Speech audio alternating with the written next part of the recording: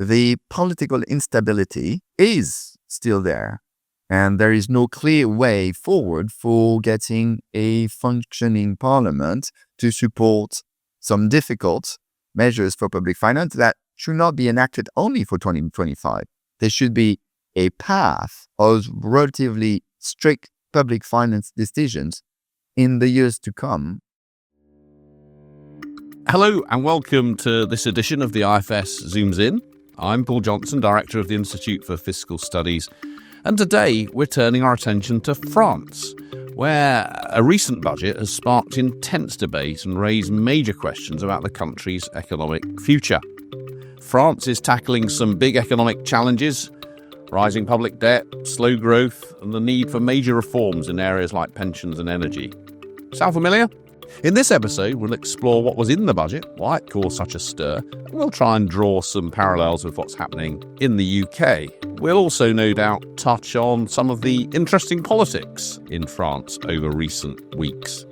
And to help us make sense of it all, I'm thrilled to welcome Dr. Antoine Bozio, Director of the Institut des Politiques Publiques in Paris. Antoine is a former colleague of ours, also at the IFS. So Antoine, thank you so much for joining us. Why don't we start with just that political context, where this is not a political podcast and we're going to move on to the economics fairly swiftly.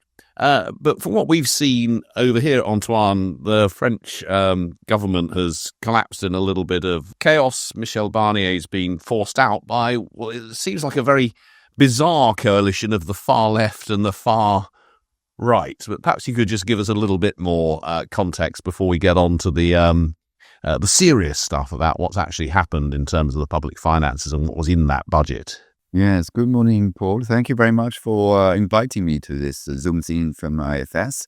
So if you want to have the political background very quickly, I think you need to go back to what happened in June after the election for the European Parliament, where the party who had, from the president, who had close to a majority at Parliament, got a severe defeat at the European election. The President Macron decided to call a snap election.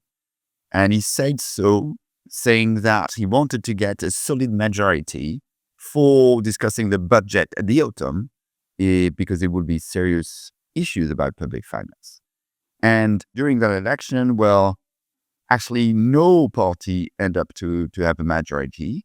And we end up with a hung parliament with about a third for a coalition of left-wing party, a third for the centrist party, and a third for the far-right party of Marine Le Pen.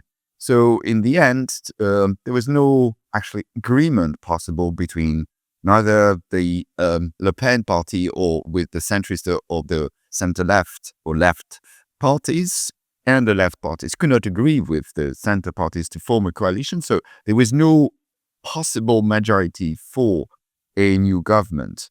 So Michel Barnier was named Prime Minister in September with the idea that perhaps the center and the center-right would be able to govern as a minority government without being overruled by the other parties that would not agree. The left party would not agree with the far-right National Rally Party, and therefore the government could go on.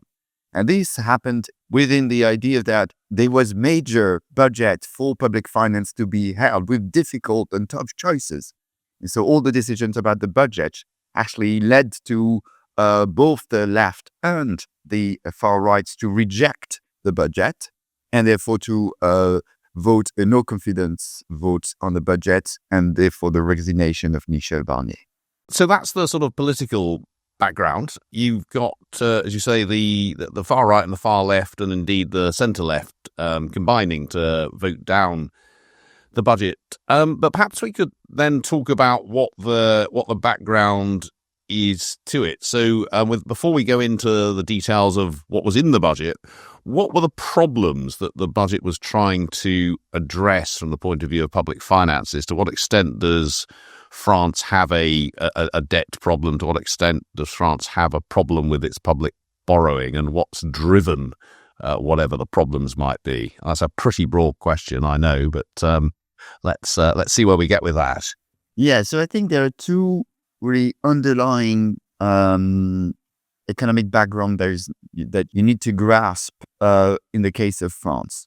So the first is the overall background of relatively high level of debt, 110% of GDP, which basically was the outcome after the COVID crisis, which led to a lot of increase in public spending. And therefore, at this level of debt, the idea to consolidate, that is to sort of reduce the deficit and to claw back on the debt, was sort of the overall objectives of the government. But this, I think, led to what happened to be a crisis in public finance in the recent months, was the fact that the previous budget, the budget for 2024, forecasted a decrease of the deficits to 4.4% of GDP for 2024. This was discussed in September 2023. There was a lot of discussions about whether this might be a bit optimistic because the government had a forecast of growth of 1.4%, which was seemed to be a bit optimistic in the economic context. And what actually what happened during 2024 is the realization that actually the deficit would not be 4.4% as expected by the government in the autumn 2023, but 6.1% for 2024, without any control of the public finance. So this led to the realization that the public finance were not only not in order, there was a crisis of public finance. And I think it's interesting to link that to what was going on in terms of the politics, because at the time of the election, this was not clear at all for the French public, because the revision of the deficit happened first in a small way in April 2024, and this was not very much on the media, and it's really only in October 2024, after the election, that actually officially the deficit was revised to 6.1%, so an increase of 1.7% of GDP is huge. And this was within a situation of high debt and a difficulty already with the trajectory of the public finance. So this has led to a context that we have had a discussion during the election without issues about public finance. All the parties were suggesting more spending, tax cuts, whatever you like. That sounds terribly familiar from the British election as well. Well, and then with that, you end up with a major public finance crisis where everybody needs to say, well, just in order to stabilize the debt, just to go back to a situation to 5% of deficit, then you need to make a very significant amount of consolidation, both on the tax and spending side. So you described it as a crisis in the public finances, and those numbers for British listeners are certainly really very big. I mean, both in terms of the debt, which is something like 20 percentage points of national income, bigger than it is in the UK, and the deficit, which is also bigger than we have here. So this year's deficit is very high, but you described it as a crisis. I mean, that, I assume, implies that forecasts on current policy would mean that the deficit was continuing to rise, continuing to be high into the future, and therefore, as you say, debt sort of on an ever upward trend. Clearly, without additional measures, the deficit will remain relatively high next year. But there was one thing that perhaps to understand why this additional level of deficit for 2024 would seem to be a crisis is that there's been errors in forecast, particularly of tax revenues. So most of the 1.7% of additional deficit, from the 4.4 to 6.1% of deficit for 2024 is coming from actually errors of forecast, which are coming mostly on the tax side. Typically, if you want to have a bit of the numbers for that, it's there is an overestimation of tax revenues because of the baseline for the 2024 forecast, because of an overestimation of growth.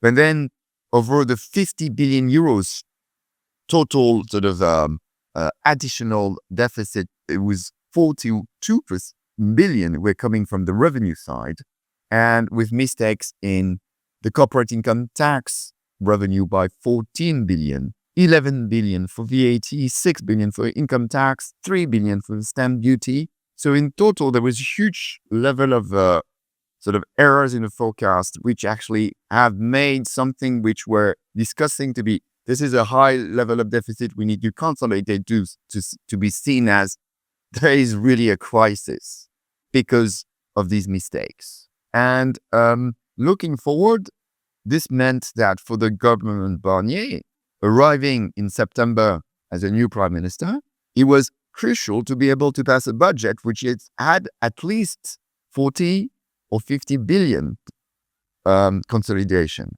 which was a lot bigger than what was discussed before as a consolidation for 2025. And those are pretty big numbers, and it's worth putting in the UK context. The French economy and the British economy are roughly the same kind of size, aren't they? So you can think of that as sort of similar in the UK context. In the UK context, we had a £40 billion tax rise, but that was actually matched by, if anything, bigger spending increases. But what you're talking about is a net 40 or 50 billion euro consolidation, so a combination of tax rises and spending cuts, and that's why it would have felt very painful.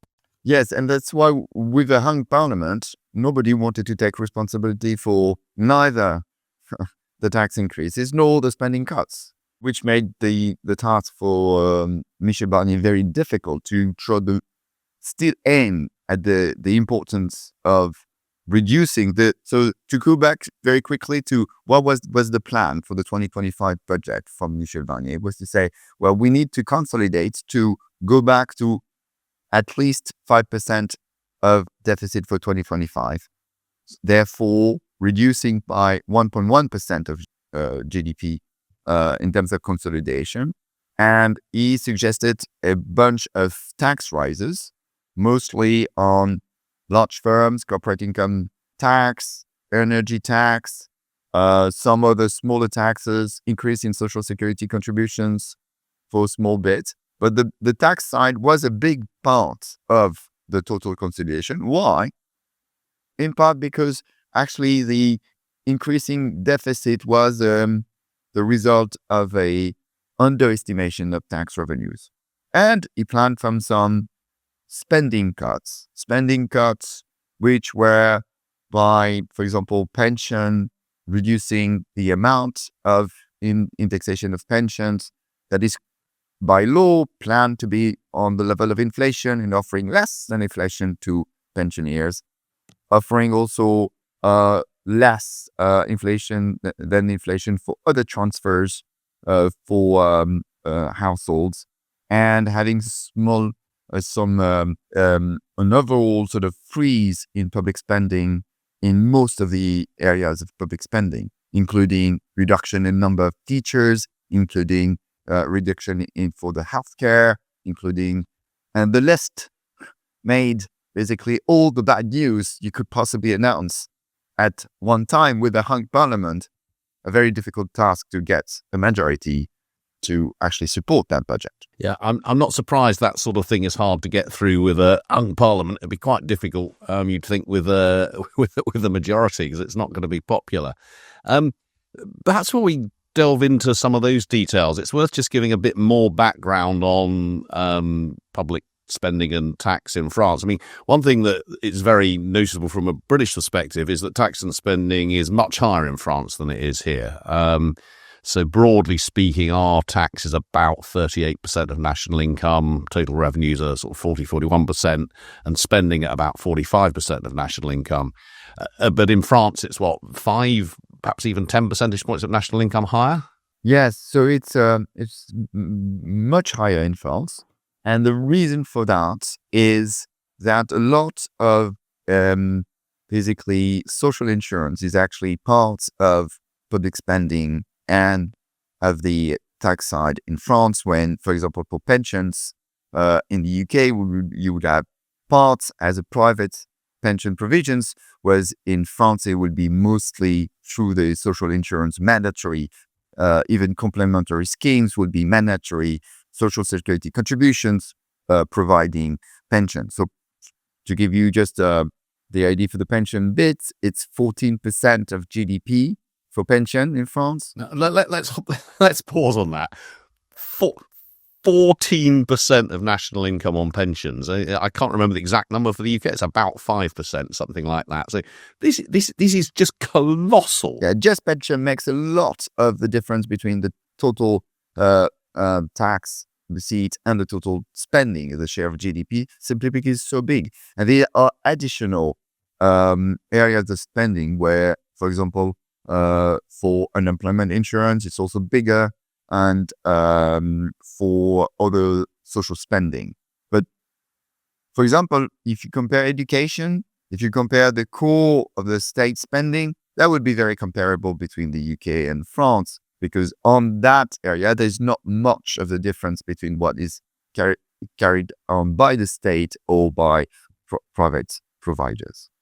I mean, it really, people listening. I mean, you might not think in percentage points of GDP in the way that Antoine and I do, but we are looking at a world where we spend about 150 billion a year on pensions, and the equivalent in France, and I'm doing this arithmetic in my head, would be more like 350 billion.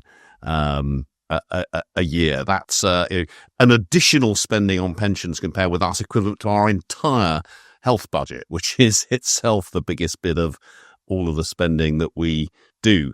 And it's very striking, actually, what you said there, Antoine, which is that it really is the pensions and the other transfers that are different. It's not that you're spending a pile more on health or education or defence or anything like that. It is basically the welfare system, pensions and transfers for people of working age as well. Yes, and to be completely clear about the comparison with the UK, it also means that people on relatively high income in France will receive a public pensions at a relatively high level.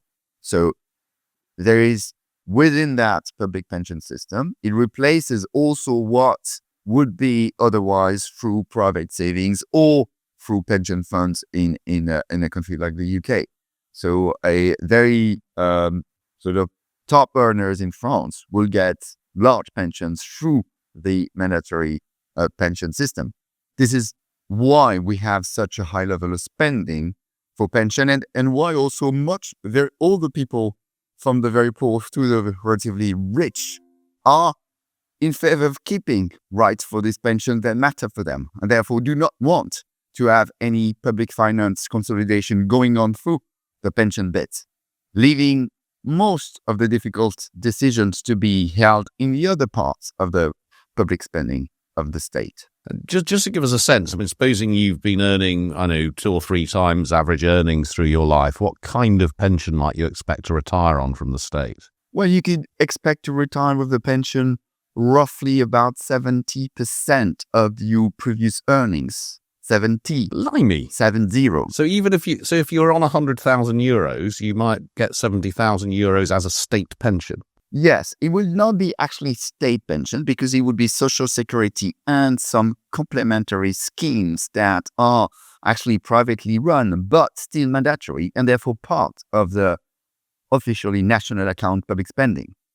It's partly organized through the private sector, but the fact that it's mandatory means that it's part of national accounts as public spending. But for example, the government doesn't have much control over that part of its public spending, nor the contributions that are paid to this type of pension schemes. So they are included in the total spending, but they are not part of the leeways for the government so much to actually make adjustments. When the government announced a reduction in the indexation of pension, it actually only targeted the base state-provided pension, which is a lower level, it's capped, but this is the part on which the government has more of the control for actually deciding to reduce the growth of this part of spending. Lower level and capped, but I still assume considerably more generous than what we're used to here. Absolutely more generous and higher. It's basically capped at the level of average earnings. So it's relatively still pretty high in terms of the level of a pension you can get through that system. So that's about 3 times as generous as what we have here, because our pension is about a bit less than a third of median earnings. So your basic pension is at average earnings. Yes, that explains why we spend 14% of GDP on pension. Well, that would indeed explain it. Good news if you're a pensioner, but less good news if you're an employer or an employee paying very large amounts of tax. Was one of the proposals in this budget to increase the pension age?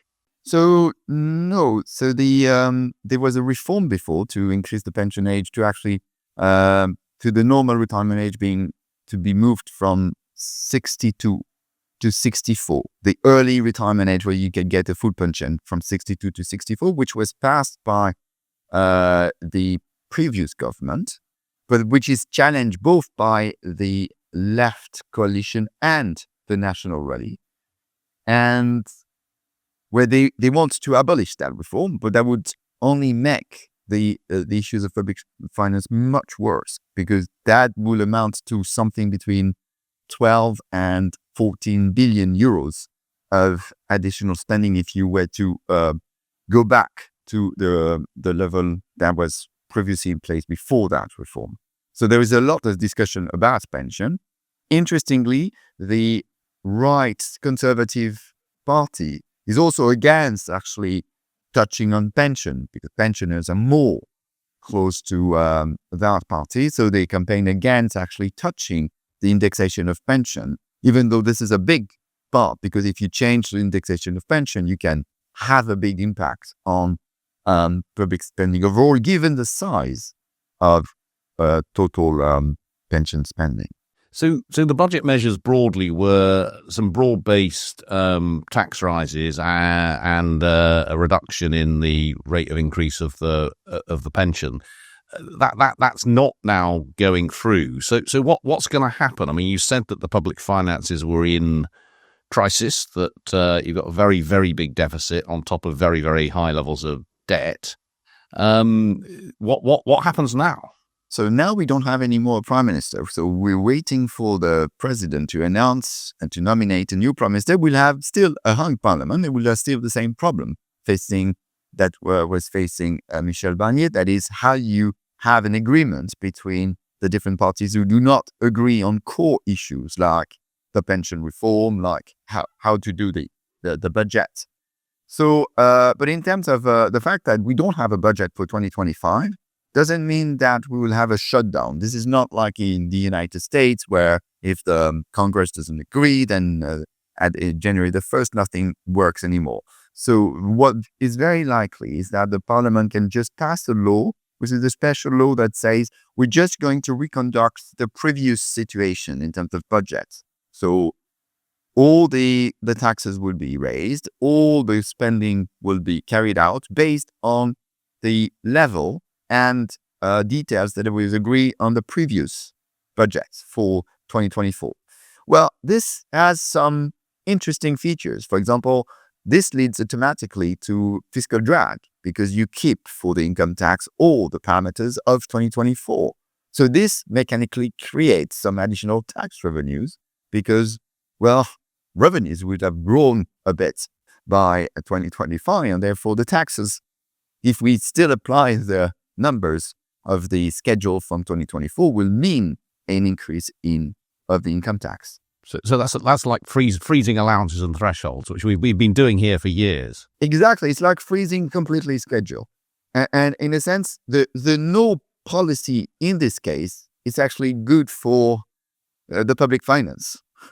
Whereas in the budget from Michel Barnier, there was change and indexation of the most of the schedule in order to not to show that it will have such a tax increase for example, from income tax. For the spending, it's actually quite different from different parts. The spending that had specific level of spending, which it was mentioned in billion of euros, then this will mean a complete freeze, because it's a relatively strong sort of zero growth in nominal terms. So this is also very strict in terms of spending, but this is not the case of all spending, because some spending are actually open not on a on a defined budget. They define what are the rules, and if the rules are kept being same and not tightened, then this could lead to an increase in spending. This could be the case, for example, for healthcare spending, where actually you have tariffs, so the prices for healthcare providers. They can be actually in France, where it's a healthcare insurance, which is public, but providers can be private, and they are largely private. So the fact that you say, I'm going to pay you, as much as before, if there is a growth in activity of healthcare, then that will mean an increasing bill for the healthcare public insurance, and therefore an increasing spending in healthcare. So you see that the no budget has relatively different type of effects, sometimes increasing taxes, sometimes being cutting spending, but not in all the different areas. And presumably for pensions, the default is that they will go up in line with inflation. So, Exactly. so the pension spending goes up in line with inflation. It sounds like health spending goes up in line with inflation. But I'm assuming from what you're saying that other spending, like education or perhaps defence, will just be flat in cash terms. Exactly. So the really big difference, some of the estimates that have been discussed is that with this special law and reconducting the previous budget, actually the difference with the Barnier budget in terms of total deficit will be actually quite small. But the very big difference is that who's going to be affected, and the different types of spending affected will definitely not be the same, will be much tighter for issues like education than for pension, which may not be the optimal decision to take. It sounds from what you're saying like it's definitely not the optimal decision to take. This sounds like if you're a pensioner and making use of the health system, you're fine. If you're a worker and making use of the education system, you're really not. Yeah. So, and I think so clearly. So to come back to this special law is only a temporary is supposed to be temporary until a new budget can be voted. So the new budget for 2025 can be voted anytime since there is a new government in place. It can be in January or even as late as February, and then it will replace basically the special law, which is only there to make sure there is a continuity in the basically in the way that taxes will be collected and spending to be carried on. It's interesting what you say is that the default budget is going to reduce the deficit by a similar amount to the budget that Michel Barnier was trying to get through, but with a very different distributional impact. I mean, what has been the consequences in the markets? I think that it's become a little bit more difficult to sell French gilts, but it hasn't been disastrous. No, it hasn't been disastrous because one of the things that Michel Barnier was actually trying to say in order to get through the parliament, saying if we don't vote this budget, it's going to be a huge crisis through our impossibility to actually borrow on the market, which didn't really happen. Why? Because the default is not that grim for public finance. There is a 0.2 difference of GDP in the estimates between the default and the Barnier budget. But what actually is worrying for the markets is the fact that the political instability is still there, and there is no clear way forward for getting a functioning parliament to support some difficult measures for public finance that should not be enacted only for 2025. There should be a path of relatively strict public finance decisions in the years to come. And there, the fact that there is political instability actually creates risk, and therefore the interest rates to which the French state is borrowing is being increasing in level to levels which have been much talked that are close or higher than the rates that the Greek government is borrowing on the market. Which is not catastrophic today, but still a sign that there's a perception that the French public finance really are in a mess. And if they're like the UK, which in some ways I assume they are, with that very high level of debt and interest rates relatively high, presumably part of the problem is that you're spending an awful lot on debt interest, and that's leaving less space for everything else. So it's going to be true in the future. Until now, this has not been true because we have benefited from the rollover of new debt with relatively lower interest rate than it was before. So actually, that mechanism has not played the role yet.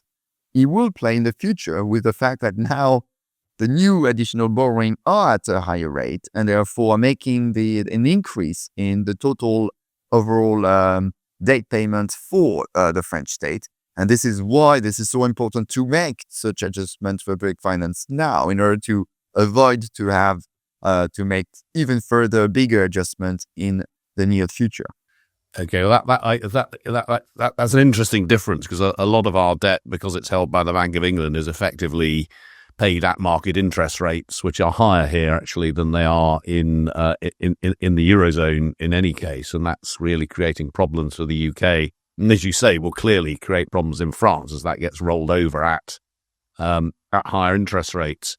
In terms of what next for the sort of French economy and public finances, my presumption is that you are in an equilibrium where taxes and spending will remain at very elevated levels compared with what we've got here. It's clearly very difficult to reform the pension system. But do you have any sense as to if and when you get a new government, will they, having seen what's happened to Michel Barnier, they're going to say, well, there's really not very much we can do. We'll stick to something like this default. It might not be optimal, but at least it's happening. Where do you think things will go?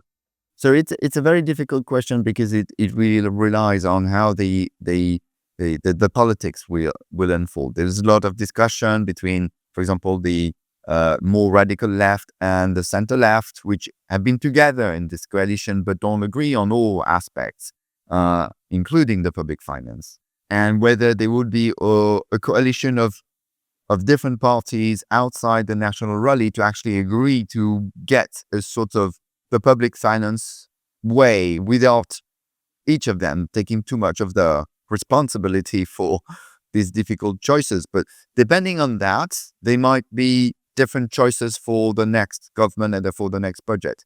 I still think that it's very clear now, which was not clear at the election. Now it's very clear for the general public in France that public finance are a big issue. And I think this is, to me, a major difference. We have had a general election without the French public being aware of the public finance problem. Now everybody is aware, given the situation, which makes also an impact on how the different parties will react and position themselves facing that problem. So I think we are in a very different situation than where we were in last June, where it seemed that we were still in the COVID areas where we could spend a lot of money and there was not much issues of public finance. In terms of the way forward, the difficulty would be that the relatively positive thing about the Barnier budget was to have a strong impact on public finance from the first year in order to make the path less severe for the next years. The big question was how much of that would have had an impact on actually the growth of the economy and therefore the negative effects in the first few years of having a stricter public finance. How much of that would have depressed basically growth? In the past, France's economy has relied a lot on the growth of private consumption and public consumption. If you depress both public and private consumption, this is likely to have an impact. And given the uncertainties about the general sort of world trade future, given the discussions about tariffs, or it's likely that demand from the outside world will not be that strong either. So, which makes the overall path for the French economy actually quite difficult, given this needs to consolidate the public finance and not facing much other sort of dynamism from demand from outside. Can I finish off just by asking a sort of stepping back a bit and again making that comparison between France and the UK, whereas where we started was that you've got much higher levels of tax, much higher levels of spending than we do here. And there are some people, and indeed a higher level of debt, and there are some people here who will look at France and say, how on earth does that work? Your economy is, at least as, broadly speaking, good as ours. Your GDP per head is probably a bit higher than ours. And then there are others who will look at it and say, well, look, we could have much higher taxes here. We could have much higher spending and everything will be absolutely fine because it is in France. I mean, what sort of lesson can we Brits take from the fact that just across the channel, there's this country with a dramatically bigger state and arguably at least an equally successful economy? Well, first of all, I would start by saying that although on paper and on national accounts, we have a much bigger state, the true states in a comparable level is not that much bigger in terms of the defense, education, and the spending that the core state. We're very similar to what the UK would do. The biggest of the difference is that how much of your pension is coming from an employer-sponsored pension versus a mandatory pension that would be part of that tax and spending, public spending. And people perceive that to be relatively linked to actually what they contribute. They pay high level of contribution, but they expect to get back that contribution in form of higher level of pensions, which is also actually closer in reality to the situation in the UK when you contribute to your employer-sponsored plans and you expect that will lead you to a pension. I think the problem in the case of France with that design is that there is much more weight on making the sustainability of the pension system in the hand of the government because they comprise so much bigger share of the economy and of the total sort of public spending, which actually makes all the difficult public finance relatively hard because there's a temptation to actually fall back on what the state controls, which is, things like education or, in a sense, healthcare is a bit more under control than this part of the long-term sort of change in pension. But to sort of end up on the comparison with the UK and whether there are lessons to be drawn, well, I think the clearest lesson, I think, it's very important that when we have democratic moments like elections where we discuss about the big issues, that the public finance issues should be on the table because they are defining moments for actually making trade-offs. And we just had an election where we didn't have that. And that is dramatic because then there's no way we can make such a trade-off for everyone to see on which part how we should consolidate the public finance. And I think this is a clear counterexample. And I would think that the example of the UK with an institution like the IFS being strong in putting in the media the questions of public finance is part of a healthy democratic debate on these issues. Perhaps that's a fantastic moment to end with an advert for the role of the IFS in our democracy here, though it didn't feel, frankly, like it worked terribly well in our last election where we referred to all the main parties engaging in a conspiracy of silence exactly about the issues facing the public finances. But Antoine, that was absolutely fascinating, and we are too often, I think, focused on ourselves here on our little island off the coast of Europe. And to understand what's happening elsewhere is really important. I think it might be really nice to come back and talk some details about some particular aspects of public spending or tax in France and make that comparison, as well as talking about the specific circumstances of the recent budget and getting a little bit into the way that pensions work in France. Absolutely fascinating. So thank you ever so much. And thank you, everyone, for listening to this episode of the IFS Zooms In. To see more of our work, do visit us at www.ifs.org.uk. And to further support us, please consider becoming a member for as little as £10 a month. You can find out more in the episode description. We will see you next time.